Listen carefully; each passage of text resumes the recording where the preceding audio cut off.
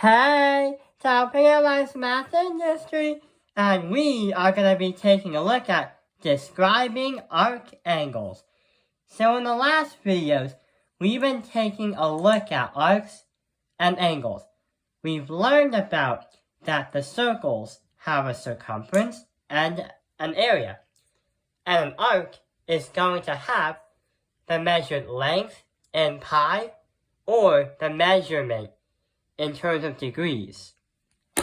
But there are two types of interior angles inside the circles as arcs. Let's take a look at the first one. So the first one, what are these? Well, we have 74 degrees and 80 degrees. And the circles have angles right here pointing at themselves at B. Well, what are they? They are called inscribed angles.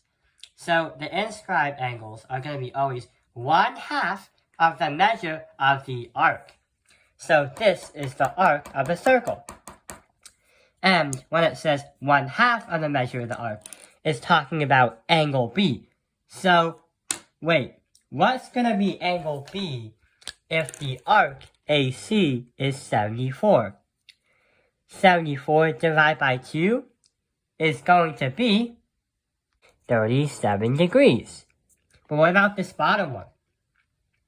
80. Half of 80, this is going to be 40 degrees.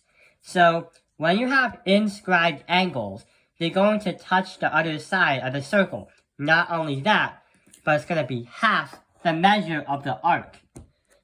The arc is going to have degrees, but the angle inside it, the interior inscribed angle, is going to have 37 degrees, half the size. So that is how inscribed angles work.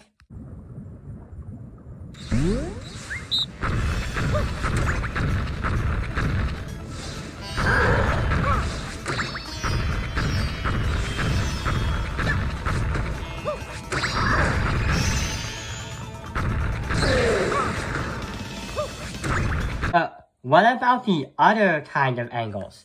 Well, what is this one called? We have a point in the middle of the circle. We have 74 degrees right there, and points AC. A and C are like what you call intercepts, where the arc starts and ends.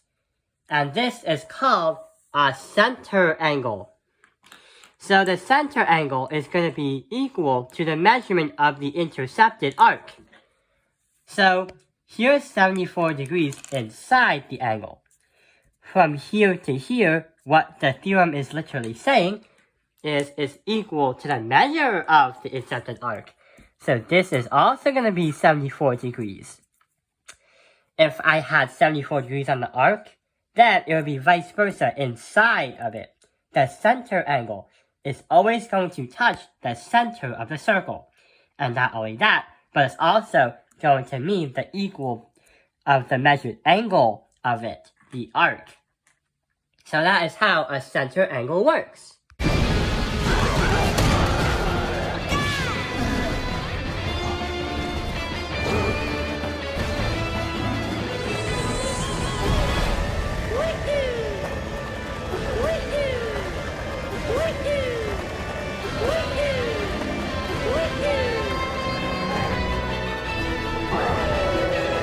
So now let's try to see what we learned into a problem.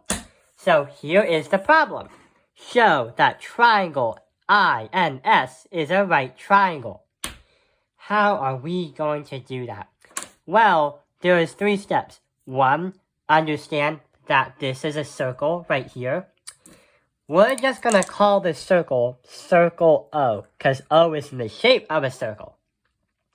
Now, what we have to do is understand that there are like 3 special steps. I'm not going to sing it, but we know what it is. So, this is a diameter right here.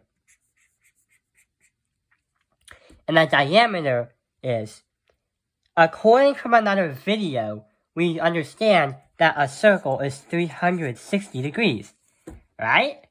Well, if this is the diameter then whatever this stuff is going to be 180. And the thing about that is, we're trying to find this angle right here. If we can understand that angle is 90 degrees, then we can be reassured that triangle INS is going to be 90 degrees. Hang on. Inscribed angles is always going to be 1/2 the measure of the arc. If arc IS is the diameter of the circle and is 180, then if I watch the lines go to here, then angle N has to equal 90 degrees, which also means that triangle IMS is a right triangle because it has 90-degree angle. And that is how we understand describing arc angles. I hope this video has helped you understand arc angles. Thank you for watching Top Penalized Math Industry. Like and subscribe.